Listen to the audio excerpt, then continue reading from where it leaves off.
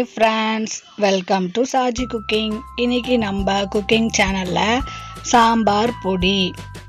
நம்ம எல்லாரும் ஹோட்டல்ல போய் சாம்பார் சாப்பிடுவோம். அப்போ சாம்பார் டேஸ்டா இருக்கும். அப்போ நம்ம கண்டிப்பா யோசிப்போம், இவங்க மட்டும் எப்படி சாம்பார் எவ்வளவு டேஸ்டா பண்றாங்க. நாம வீட்ல செஞ்சா இந்த மாதிரி டேஸ்டியான சாம்பார் வரமாட்டேங்குது என்று நம்ம எல்லாருமே அது யோசிக்க வைக்கிற ஒரு விஷயம்தான். இப்போ அதை தான் இப்போ நம்ம வீட்டிலே நம்ம செய்கிற சாம்பாரும் கம்பேர் பண்ணி பார்த்தா ஹோட்டல் டேஸ்ட்டில் இருக்கிற மாதிரி இருக்கும். அந்த சாம்பார் பொடி தான் நான் இப்போ உங்களுக்கு நம்ம சாஜி குக்கிங் சேனலில் கற்றுக் கொடுக்க போகிறேன். இனிமேட்டு நம்ம ஹோட்டல் சாம்பார் நம்ம வீட்டிலே செஞ்சு சாப்பிட்லாம். ரொம்ப டேஸ்டியான ஒரு சாம்பார், அதுக்கான பொடி தான் இது. அதுக்கு தேவையான இன்க்ரீடியன்ஸ் எல்லாம் நான் உங்களுக்கு இந்த போர்டில் ஷோ பண்ணியிருக்கேன். கவனமாக பார்த்து தெரிஞ்சுக்குங்க.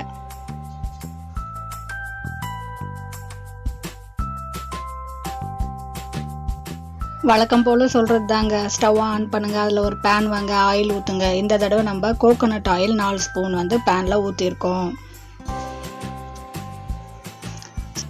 ரொம்ப முக்கியமான விஷயம் ஸ்டவ்வை லோ ஃப்ளேமில் வச்சுக்கோங்க. நீங்கள் தேங்காய் எண்ணெய்க்கு பதிலாக கடலை எண்ணெய் கூட கொஞ்சமாக யூஸ் பண்ணிக்கலாம். ஃபஸ்ட்டு நம்ம கடலை பருப்பு 1 கப்பு இந்த மெஷர்மெண்ட் கப்பில் இருக்குது. அது நான் இப்போது பேனில் போட்டிருக்கேன். நீங்களும் 1 கப்பு மெஷர்மெண்ட்டுக்காக வச்சுக்கோங்க. இப்போது கடலை பருப்பு போட்ட அதே கப்பில் தான் தோரம் பருப்பு, அதையும் 1 கப்பு நம்ம போட போகிறோம்.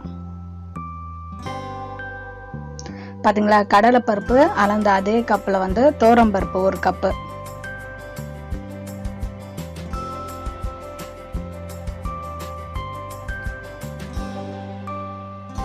அடுத்தது இது வேற 1 கப்பு. இதில் 3/4 அளவுக்கு இப்போது தனியா போட்டுக்கோங்க. நீங்கள் கடலைப்பருப்பு அளந்த கப்புலேயே 3/4 கப்பு தனியா போட்டுக்கோங்க. இது சீரகம் 1/2 கப்பு போட்டுக்கோங்க.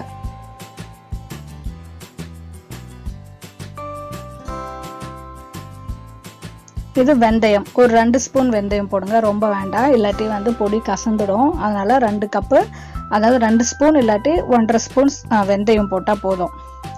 இப்போ இதை எல்லாத்தையுமா முக்கியமாக ரொம்ப ஜாக்கிரதையாக ரொம்ப பொறுமையாக நம்ம இதை நம்ம வறுத்து எடுக்க போகிறோம். இந்த பொடி ரொம்ப டேஸ்டியாக இருக்குங்க. நீங்கள் இந்த பொடி செஞ்சு ஒரு கண்டெய்னர் பாக்ஸில் போட்டு ஃப்ரிட்ஜில் வச்சிட்டிங்கன்னா உங்களுக்கு 1 மாதம் கூட வரும். இப்போ நான் இது எல்லாமே செய்கிறது பார்த்தீங்கன்னா கிட்டத்தட்ட எனக்கு இது ஒரு மாதத்துக்கு வரும். ஸோ இதை நல்லா நம்ம வறுத்துடலாம்.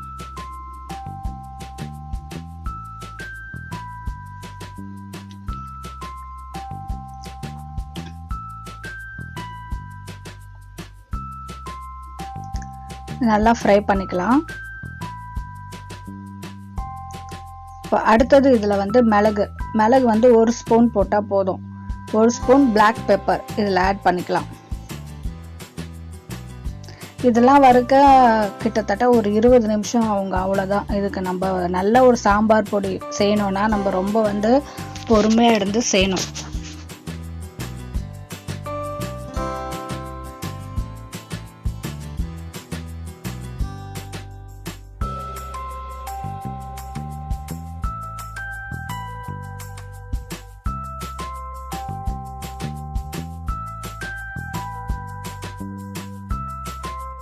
எல்லாம் நல்லா வறுத்துட்டோம். இப்போ இது ஒரு பாத்திரத்தில் ட்ரான்ஸ்ஃபர் பண்ணி ஆற விடலாம். இது நல்லா ஆறணுங்க. ஆறினதுக்கு அப்புறம் தான் நம்ம அரைக்க முடியும். அடுத்தது நம்ம என்னன்றதை பார்க்கலாம்.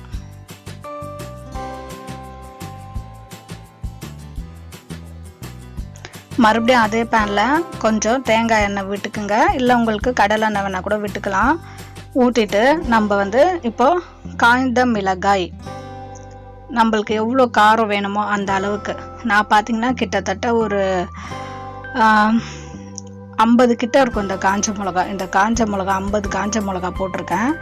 இதையும் ஸ்டவ் லோ ஃப்ளேமில் வச்சு தான் நம்ம காஞ்ச மிளகாவை வறுக்கணும், இல்லாட்டி தீஞ்சிடும். அது ரொம்ப முக்கியம்.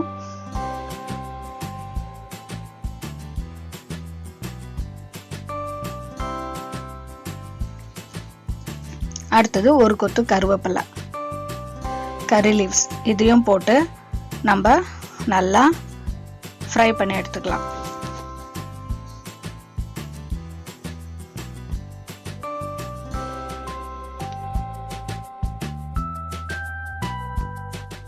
எல்லாம் நல்லா ஃப்ரை ஆயிடுச்சு. இப்போது இதை ஃபஸ்ட்டு போட்டோம் இல்லையா அந்த பருப்பெல்லாம் அதில் கொட்டி இதையும் சேர்த்து நம்ம நல்லா ஆற விடணும்.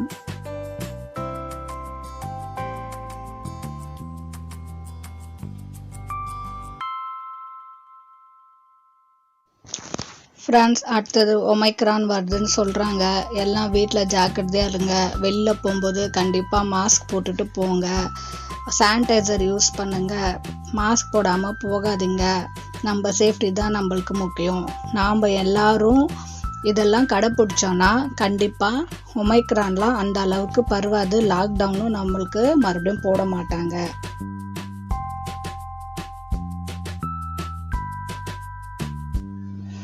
இது நல்லா ஆறிடுச்சு. இப்போ நம்ம எப்படியும் ஒரு 5 ஸ்பூன் எண்ணெய் விட்டுருப்போம் இல்லையா. இப்போ நான் இது உங்களுக்கு கையில் எடுத்து காமிக்கிறேன் பாருங்கள். நம்ம கையில் எண்ணெயே இருக்காது. அந்த அளவுக்கு பாருங்கள், நம்ம கையில் அந்த எண்ணெய் தன்மையே இல்லை பாருங்கள். அந்த அளவுக்கு இந்த பொடி இந்த எல்லா இதுவும் சேர்ந்து அப்சர்வ் பண்ணிடுச்சு. பொடியும் அந்த அளவுக்கு டேஸ்டியாக இருக்கும். இப்போ இதை ஒரு ஜாரில் போட்டு நம்ம நல்லா ஃபைன் பவுடராக அரைச்சி எடுத்துக்கலாம்.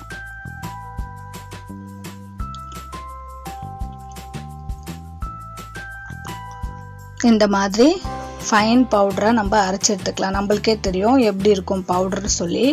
அந்த அளவுக்கு நம்ம பாருங்கள், இந்த அளவுக்கு ஃபைன் பவுடராக அரைச்சி ஒரு பாத்திரத்தில் ட்ரான்ஸ்ஃபர் பண்ணி அதையும் நம்ம நல்லா பொடியையும் நம்ம நல்லா ஆற விடணும். நான் அந்த ஃபுல் மிக்சரும் எனக்கு மிக்சியில் 3 தடவை நான் அரைக்க வேண்டியதாக இருந்தது. நீங்களும் இந்த வீட்டில் பொடி செஞ்சு சாம்பார் செஞ்சு சாப்பிட்டு பார்த்து எனக்கு கண்டிப்பாக கமெண்ட்ஸ் பண்ணுங்கள். கமெண்ட்ஸ் பாக்ஸில் நான் உங்கள் கமெண்ட்ஸ்க்காக வெயிட் பண்ணிகிட்ருக்கேன். ஏதாவது நிறை குறைகள் இருந்தால் அதையும் எனக்கு கமெண்ட்ஸ் பாக்ஸில் ஷேர் பண்ணுங்கள் ஃப்ரெண்ட்ஸ். கண்டிப்பாக நான் ரொம்ப உங்கள் கமெண்ட்ஸ்க்காக காத்துட்ருக்கேன். நான் 3 தடவை மிக்சி ஜாரில் அரைச்ச பொடி ரெடி ஆகிடுச்சு. இப்போ இதை நம்ம நல்லா ஆற விட்டுட்டு அதுக்கப்புறம் ஒரு பாக்ஸில் நம்ம ஃபில் பண்ணி இதை நம்ம ஃப்ரிட்ஜில் வச்சு நம்ம யூஸ் பண்ணிக்கலாம். ஃப்ரிட்ஜில் வச்சா ரொம்ப நாளைக்கு வரும், கெட்டு போகாது.